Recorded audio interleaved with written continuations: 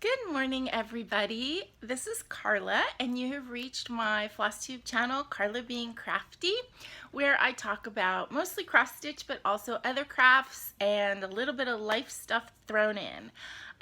So if this is your first time coming by my channel, then welcome. I hope you enjoy it and would like to subscribe. And if this is not your first time, if you are a return visitor, then thank you so much for coming back.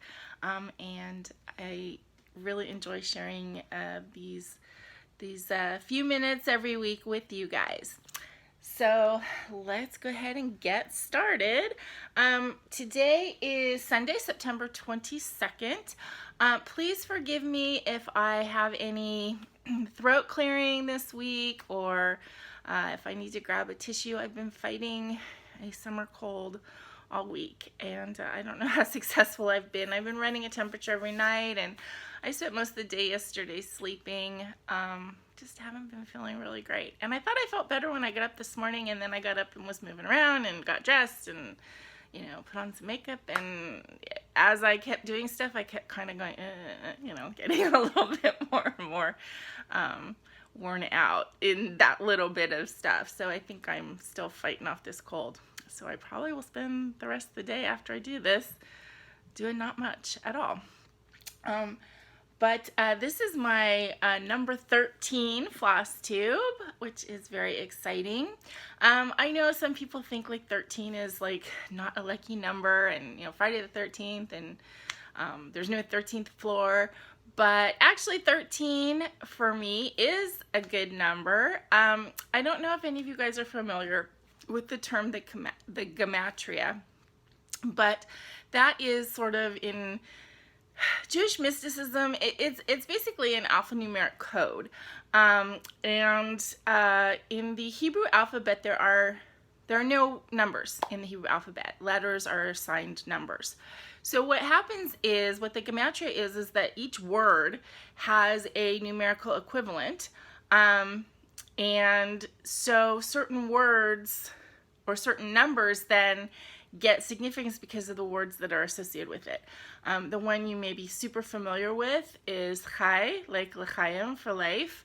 Chai means life, and that word in Hebrew, the number equivalent, or the number that word represents, is 18, which is why 18 is considered such a lucky number for Jewish people. And often gifts are given, if you're going to give somebody a gift for their birthday, a monetary gift, you'd give 18 or 36 or, multiples of 18.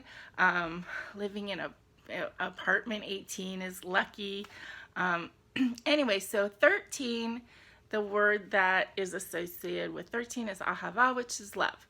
So I've never thought of 13 as being an unlucky number. It's a lucky number. So this is my floss tube number, love. And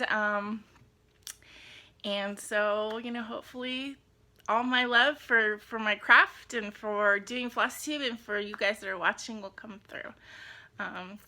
So anyway, that's just a little bit of trivia for you guys. I don't know the gematria, I just know those two basically because, Chai, everybody knows. But I actually at one point asked the rabbi what the number for love was, and he told me. So I don't really know any other ones, but it is something you can look up if you're interested in it. Okay, as I usually do, excuse me, I'm going to touch the screen because there's a hair right in the middle of it. It was driving me crazy. Okay.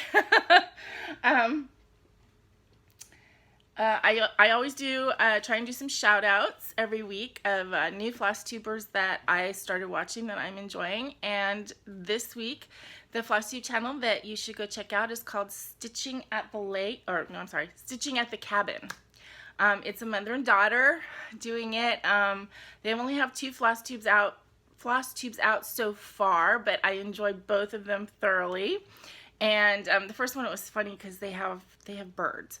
And one of their birds, Kevin, was squawking through the whole thing, but it got funny.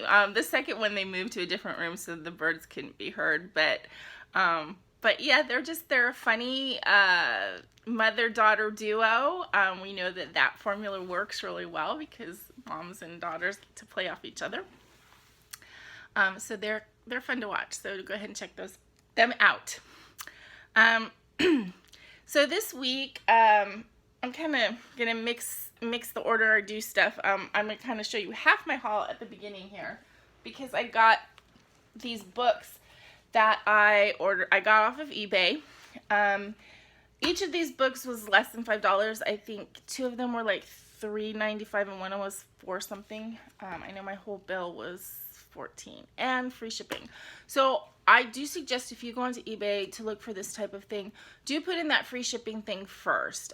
You can always take it off after, to see if you get better results. But I don't know why. I have a thing about shipping. I'd rather have the shipping, I'd rather have it worked into the price. That's just me. Sometimes I feel like with shipping that sellers on eBay, not so much Etsy, but on eBay, they'll really lowball the price and then they make the shipping ridiculous. Like, you think, oh, I'm getting this thing for $6, and then you look and the shipping's $8. So it's not really a $6 item. But I can't remember there's a couple different used book sites, and I will go in and I'll put in cross stitch book or needlepoint book or craft. I try and use all these different search ones, and then because I was being money conscious when I did this search, I only looked for stuff that was like under $5. So these are the 3 books I got. They're all pretty cool.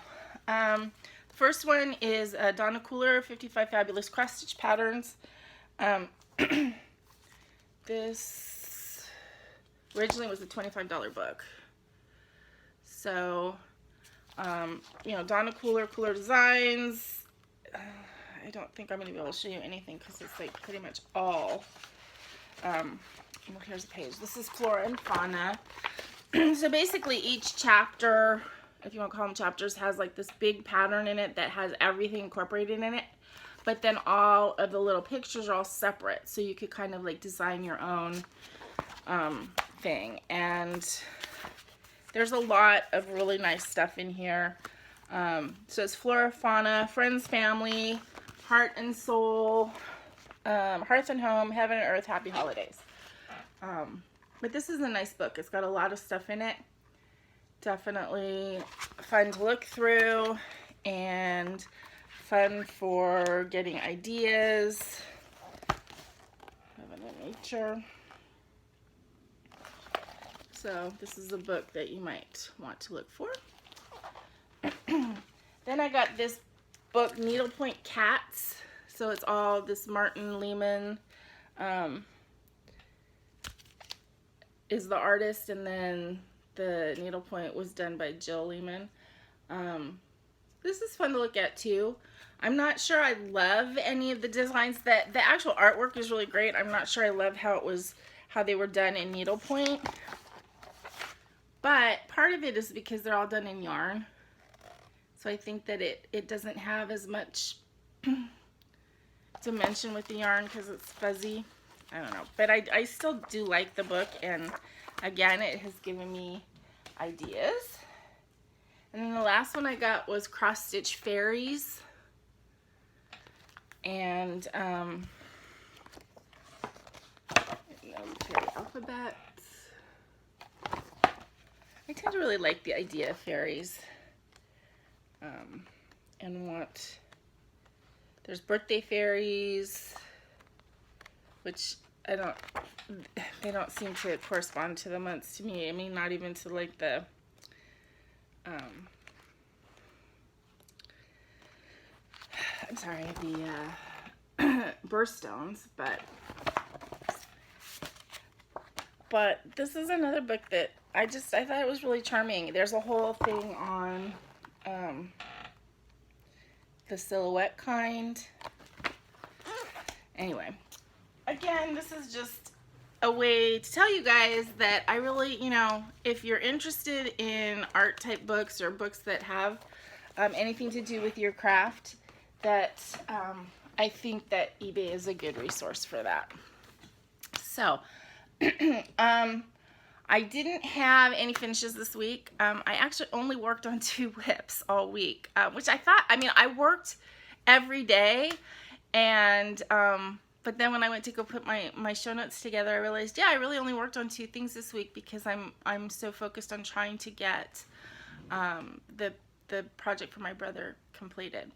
I did iron the fabric for some more project bags, and I was going to sew some yesterday, but just didn't feel well, so that didn't get done. But let me go ahead and show you my progress. Oh, another thing I did this week, if you saw the extra little video that I put out on, was it Wednesday or Thursday? I made a bunch of these Ort catchers using the lids from Bath & Body Works candles and stiff sticky back felt. You can see, you guys, I can't think today. I'm just not feeling well. I'm sorry. But I made a bunch of these to go in my project bags matching, and they're working really well. So if you're interested in learning how to do that, which is not very difficult, but sorry, I hit the camera. Then go and look at that little video. It's a short one. It's only 13 minutes. It was funny, one of the people commented in that video, they said something really kind, like, oh, your hair looks really pretty today. And I went back and watched the video, and it was funny because I noticed, even in the space of 13 minutes, my hair at the very beginning is all full and like looks all 80s, you know, sexy and full. And you can actually see in 13 minutes, it just kind of like flop down and get all unpoofy. But, you know, that's how it goes with me.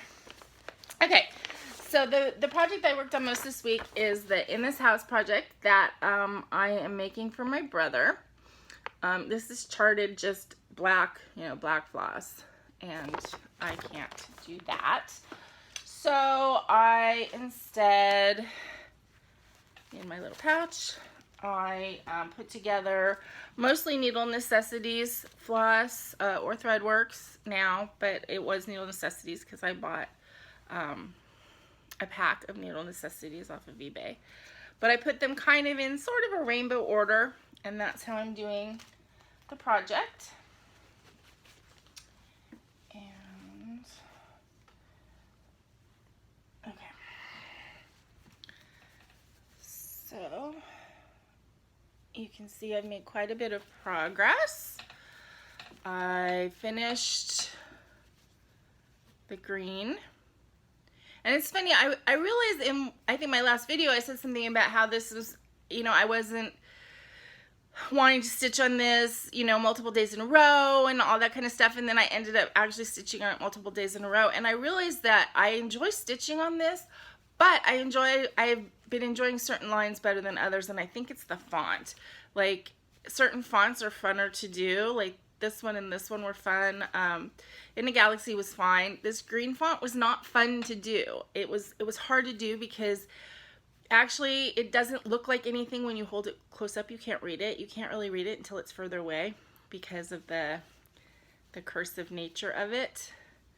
And then this is probably my least favorite color. I mean, I like it within the context of the rainbow of the piece, but the actual color working on it myself is probably my least favorite, so that one's harder to do. I really love this one, and plus the letters are so easy, so that one's kind of fun. And then I just started on this bright orange. This does have a little bit of variegation in it too, but it's not showing a lot yet. So I just have the bright orange and then one more color, and then I'm down at the bottom line, which is the same as this one. So I really want to get this finished this month. So basically that means this coming week. So hopefully I can get that done, and then I can get it fully finished and send it to my brother. I was thinking for Hanukkah, but I'm not going to wait. If I get it done, it's going to go to them. We don't, oh, shoot, sorry. I'm sorry, you guys. We don't do a lot of like gift exchange or anything. Holidays or birthdays, or, you know, I mean, just little things if we're getting together, but I don't think I'm gonna wait on this. When it's done, it's gonna go. And then the next project I'm doing for him, I'm starting next year, and I will try and get that done for his birthday, which is in July. Okay. And the second thing I worked on is New Start, and also a part of my haul. So let me show you the haul part, and then I'll show you the New Start. Okay, so I have been wanting, ever since I started cross stitching in March, one of the things I really wanted to get was something that was a monthly pattern where you could switch them out. I think that would be really cool, and when I do it, I'm going to put it right behind me here against that right there. I got some small clipboards, and I'm going to do something that I can then put on the clipboard and switch out. But I've been looking and, you know, trying to decide, do I want to get mill kits? I mean, there's a lot. You guys know there's a lot of different patterns that have something different for each month. And the one that I finally settled on when I saw this a couple weeks ago was from Hands On Design, the Year of Celebrations. And I really liked this one. I liked that it was in one kit, that you didn't have to pay for each month, because yeah, that's annoying when either something, you can't get that one, that's out of stock, or what, you know, whatever. I really liked that it was all in one kit. I am going to have to make a few changes, obviously, on, where's December? Here's the December one. December, I'm going to have to change. I've already started charting some of my changes. Obviously, I'm going to take off the elf feet. I'm going to change Mary to Miracle. So I'm going to do like some dreidel icon and maybe menorah. I'm going to figure out how to do that. I'm going to change it from red and green to probably blue and silver, maybe. So that one I'm going to change. September, I'm going to change a little bit just because, you know, I don't have kids. The whole going back to school thing isn't really a thing for me. So I'm probably going to leave the books, but I'm going to change the word maybe. September is when Rosh Hashanah and Yom Kippur are, and the whole, like, written in the Book of Life and sealed in the Book of Life. So maybe I'll put something in reference to that.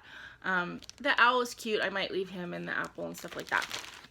The only other thing that I think I might change is in May, the word is basket, but it doesn't have any other reference to like Easter or anything like that, so I think I might change the word basket to the word bloom. And yeah, I think that's the only changes that I feel like I want to make. Maybe I might change January. It says frost. I might change it to chill or something like that, or chilly. You know, we don't get any snow where I live, and so all of the snow references, you know, I mean, they're cool, but they don't really mean anything to me. But anyway, so this is what I got.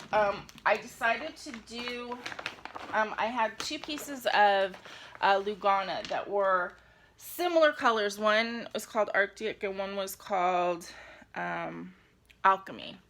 So the Alchemy is a grayer one, and oops, where's and the Arctic is a little bit bluer. But they were exactly the right size for me to cut each one into 6 pieces so that I have 12. And I don't know yet if I'm going to do like all of the like October through, you know, the next 6 months in the gray, and then like the spring, summer ones in the blue, or if I'm going to switch them back and forth. I don't know. I mean, obviously, since they're not out at the same time, it doesn't really matter. So I'll just have to see as I go. But I did start the October one. Again, I'm using not necessarily the called for colors. It is charted with like a bunch of over-dyed like Weeks and like 3 different brands, and I don't have them. I didn't want to get them. So again, I looked at the colors in the model stitching, and then I picked different things I had, again, mostly from that mystery lot of over-dyeds, but some of them are Needle Necessities, some of them are DMC. I only pulled the ones for October right now, but she does use like the colors in multiple ones, so I probably won't put these away I'll just add on and then change the symbol. So that's one thing that's kind of annoying, because originally I guess these were charted in a magazine, so the same color does not have the same symbol in the next chart, which I always find kind of annoying. But I mean, I guess if they weren't planning on releasing them all together, that's why. But what I've done is, like on this one, so I put what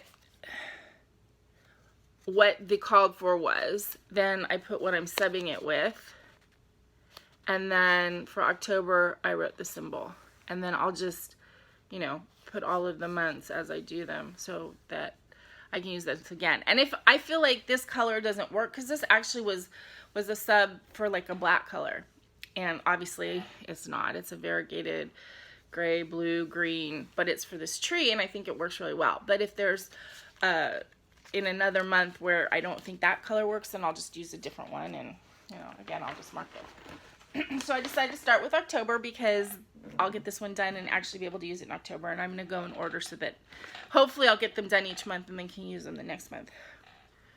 So that's how far I've gotten on it.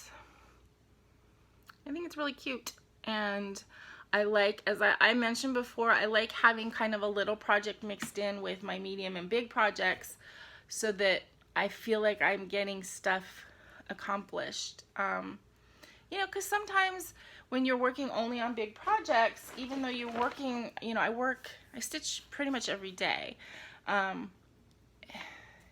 You know, you feel like you're not getting anything done, even though you're working really hard, because as you guys know, you know, you can work for 4 hours and get hundreds of stitches in, and it's only like, you know, that much. So, excuse me. So I like having the little project. And as I said, I've wanted like a monthly change out project ever since I first started stitching for, you know, this whole 6 or 7 months. So yeah, I'm excited to have that, and hopefully next week that will be a finish too, and I can show it to you guys. Okay, let's see. What other? I have 2 other things that I got this week. After I talked about, you know, PDF patterns, I went and I got another PDF pattern. But this is because I haven't really talked a lot about my stepdaughter. I said that, you know, I was going out to lunch with her and stuff like that.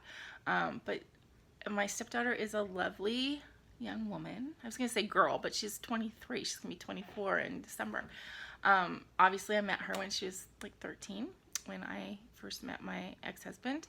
And I have to say, regardless of everything that's happened with my divorce, Taylor is the silver lining to that cloud, because she and I have a good relationship, and we've continued to have a good relationship despite everything that has happened. And she's going to be my stepdaughter forever. Yeah, I told her that when the, you know, the poo hit the fan, that she was really upset at the time. She was, I think, 18, around 19 when that happened, and we were driving somewhere, and she started crying, and she's like, you know, my parents got divorced, and, you know, and now I love you, and my dad's gonna divorce you, you know. And I was like, it doesn't matter, you know, I may not be his wife, but I'm still your stepmom. If you want me to be your stepmom, I'm your stepmom, and that will be forever. And so, and that's how it's been. We've remained close, regardless of whether he likes that or not. And perhaps she enjoys a little bit the fact that he doesn't like it, because, you know, sometimes he annoys her, and she likes to dig it in that she still loves me. So I also have a stepson. We have no relationship, and, you know, so I don't consider that I have a stepson because he doesn't want that, but Taylor does. And anyway, she is so beautiful. She's a very down-to-earth kind of person. She's a dog groomer, and she loves dogs, and she'll talk about dogs until your ears fall off. But she loves animals, but she's kind of a little bit, a lot introverted. And I saw this pattern, and I just like, this is Taylor. And I kind of showed it to her because I didn't want her to think to be insulted, you know, by it, but she just said she loved it, and so I got it for her. So this is the pattern. It says, I am not a social butterfly. I am an antisocial bat lurking in the darkness. And that is her to a T. So I got that for her, and I'm gonna start this when I finish the one for my brother. And I already had fabric that I think is gonna be beautiful on. This is one of the undersea fabrics. It's called Black Magic, and it's an opal, and it's just this gorgeous plum with a little bit of variegation in it. I did hold black floss. This is a little bit of Raven, so I probably am going to use that instead of just DMC, just to add a little bit of flair. And then I'm going to do the letters in this Needle Necessities floss that's variegated. And I think it's going to look great. Even though the colors in here might blend a little bit, the letters are backstitched, so I think it's going to be really pretty. And then I think that I might do the skeleton. The bat skeleton is actually stitched in white, and I might do that with glow in the dark floss. I think that might be cool. So anyway, so that project is going to be started for Taylor. As you know, I really like, along with all the projects that I'm doing for myself, I like having projects for other people. That makes me feel good to do that. And it's funny, it's like, I guess, like, I would never stitch this for myself, but it's fun to like do things for other people, so you're stitching things that are maybe not your style, but will still be fun to stitch. So I'm looking forward to starting that. Oh, one thing I got when I ordered the Year of Celebrations and this other one that I'm going to show you in a minute, I ordered them from FAD Needlework on Etsy.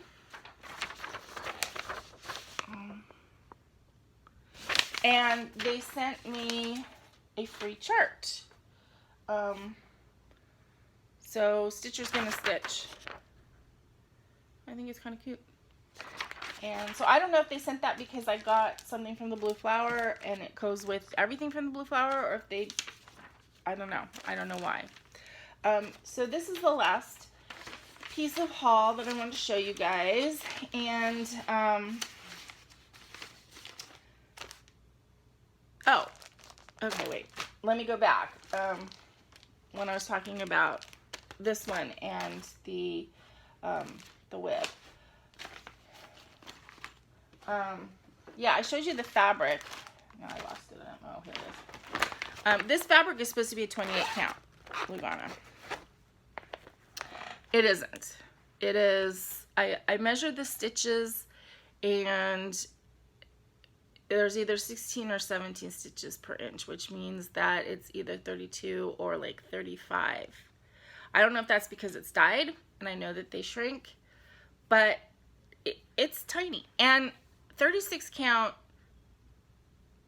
even weave, although it's equivalent to an 18 count Aida, it's harder to stitch on even weave. I mean, it's harder to see. It's not harder to do the stitches, and you know, once you get into a pattern and if you can see the holes, it's great. But this is tiny, and I have to say, I do not know how anybody stitches on 40 count or these higher fabrics. I mean, how do they do it? I mean, unless they're all using like really heavy magnifying, and they don't talk about that on their floss tubes, because as I said, this is supposed to be 28 count, and it's not. It's closer, well, it's definitely 32, and it may actually be even a smaller weave than that. And the last one, when I did the Raven, that was on a 32. They're hard to see. I mean, they are for me. I mean, once I get into it, it's okay, but I definitely have to do more frogging because I missed the correct hole. Not just miscounting, but you know, that I actually didn't see it correctly. And when I say frogging, I'm not talking about large mounts. I mean, I can usually see it like within 1 or 2 stitches, and I can take it out, but I just don't know how people do the 40 count. It just boggles my mind. And that brings me to a point that I realize I have to learn not to compare myself in this cross stitch game. which is a problem I have. I compare myself to other people when I watch FlossTube. I compare my channel to other channels. Like, why is my channel only at this number when this person's is at that number? And, you know, do people not like me? And, you know, and that's crazy. It's crazy. It's that negative self-talk, and I don't want to do it. But I thought I'd confess it to you guys. I have to learn not to compare myself, not to compare my stitching, and not to compare my channel or my personality or whatever. I mean, I'm so grateful for everybody that sent me kind and nice comments and that seem to, you know, enjoy my endeavors here. And those made me really happy, and I have to focus on that and not focus on the, you know, how come that person's stitching on 40 count and it looks great and I'm stitching on 28 count and I'm struggling. Yeah, I have to learn to not compare myself, and that's hard. Do you guys, you know, I always ask when I say these, like, these things about myself that I'm not proud about, I always want to know, do other people feel that way? Am I the only one? You know, I just don't know how people can do that, how they can see it, I guess, is the thing. I mean, I don't have really awful eyesight. I don't wear glasses in my regular day-to-day life. I have to wear glasses to read and anything close up. And with stitching, I'm wearing a higher magnification because, like regular reading glasses, I can't use these when I'm stitching. These are like a 2 or a 1.5 or something like that. I need to use a 4. And I could probably use a higher one, but the 4s are working for now, so I don't want to like make my eyes used to anything higher until I really need it. Yeah, I mean, I'm curious, is like, does anybody else compare themselves like that, and what do you do to combat those ideas? You know, I haven't been stitching that long, but I feel like I have a background in that kind of stuff, so I should be an expert. You know, even though I'm not giving myself enough time to kind of learn or get acclimated to it. But let me know your thoughts on that. Okay, so the last piece of haul I have to show you is going to come with a little bit of a story, so I hope you don't mind. So I've talked a little bit on here about the fact that I got divorced. Or I was divorced. Divorce was thrust upon me, I guess I should say. And although the last part and the divorce part were very tough and bad, everything that came before that was really good. I was happy in my marriage, and I was very much in love. And what I have found in the last few years is that the good things and the good memories are harder than the bad ones. So things that I mentally associate with my ex-husband or my marriage, those are the things that are hard for me. There's a particular pasta dish that was one of my favorites that I made for him on the first time I cooked for him, so like the first week we were going out, and it became, you know, his favorite. I would make it for, you know, special occasions, or just, you know, because we were having a romantic dinner or something. That kind of became the go-to pasta dish, and I have not made that dish in over 3 years, and I don't know if I ever will, because the memories, the good memories associated with are just a little painful. So there's several things like that. There's a lot, you know, there's places, or I'll pass, you know, someplace, a restaurant that we used to go to, and, you know, there's a lot of things that I feel like my world got a little bit narrowed, or a lot narrowed, because there's things that are painful to do, or see, or participate in, because there was something that we did together, or that had some kind of significance in that relationship. And one of the things that falls into that category is the whole idea of bees and apiaries and beekeeping and honey and all that kind of stuff, because my husband was dabbling in amateur beekeeping while we were married, and we had 6 hives at one time and all the equipment, and we harvested honey a couple times. It was kind of like a fun little thing, and we, you know, he kind of started like a little small, well, it wasn't really a small business. It was the beginnings of maybe starting a small business. When we did all the honey harvesting, we gave it all away, but it was gifts for everybody that year, and it was excellent honey. And anyway, so the whole idea of bees and all that kind of stuff, which I've always loved bees and the idea of bees and all that kind of stuff, but I haven't been able to be enthusiastic about bees. And as you guys know, in the world of cross stitch, that's a big pattern thing. I mean, there's a lot of patterns that have to do with bees and queen bees, and so anyway, so I've kind of just turned a blind eye to all of those for the last 6 or 7 months because I didn't want to have anything to do with it, and it was just painful. Until last week when I was on Etsy, and I got that Year of Celebration, and I happened to see this pattern by the Blue Flower, and I just liked it. It was the first time I saw a bee pattern that I kind of went, oh, I like that, instead of I don't want to see it at. And so I got it because I feel like that's moving forward. And it has the poem on it, how doth the little busy bee improve each shining hour and gather honey all the day from every opening flower. Which, as an aside, is the poem that Alice was trying to recite in Alice in Wonderland, and instead she recited How Doth the Little Crocodile, which also I think would be a good cross-stitch pattern. But anyway, so I got this pattern. I'm making my piece with the idea of bees and bee conservation.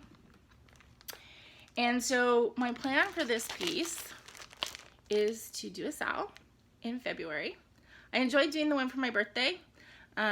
You know, several people participated with me, but that wasn't even the point. The point was for me to do it and put it out there. And so I'm going to do one in February, which is my half birthday, but it's also the month of Valentine's Day, which is always a little bit hard when you're unvalentined. So I'm going to do a bee sal. I'm not sure exactly what the hashtag is going to be, but I'm really leaning toward be my own Valentine. So anybody that might want to participate with me, I'm going to do it in February, so this gives you several months to get your bee pattern. And it doesn't have to be this pattern, it could be anything that has bees on it. Because that's, you know, that's my favorite kind of stitch along, is sort of a theme one, and just pick whatever you like or whatever you're already working on that kind of goes into that theme, and then, you know, when you post pictures on Instagram or Facebook or whatever, tack the tag on it and participate that way. But yeah, so that's what I'm going to do. I'm going to have a SAL in February with bees. So February can be a hard month for me. February was my ex-husband's birthday. It is the anniversary of my father's passing, and Valentine's, and coming up on my anniversary in March. So yeah, so February I need something to give me a little boost this year, or next year. It'll be 2020, and it's going to be this pattern. And so anybody that thinks that they might want to join me on that, then go ahead and look for a bee pattern now, and then, you know, I'll talk about this, I'm sure, a couple more times before then, and then in February we can stitch the bees together and make the world aware of bee conservation, because, you know, if anything happens to the bees, we're not going to have any food. Bees are really important, people, and really important in California, because we produce so much food, which certain people in the White House should remember and be a little bit nicer to us.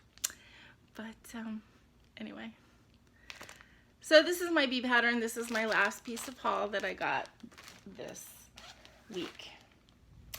So anyway, I think that's it, you guys. I'm feeling a little bit feverish, so I think I'm gonna upload this video and maybe take a little nap And I hope that you guys all have a really wonderful week. I'm sorry if I've been a little bit scattered in this video, just not feeling great, but thank you for sticking with me anyway. And I hope you have a great stitchy week, you guys. Enjoy what you're doing, and in the meantime, remember to always be content, be kind, and be crafty. Love you guys. This is Carla signing off. Bye.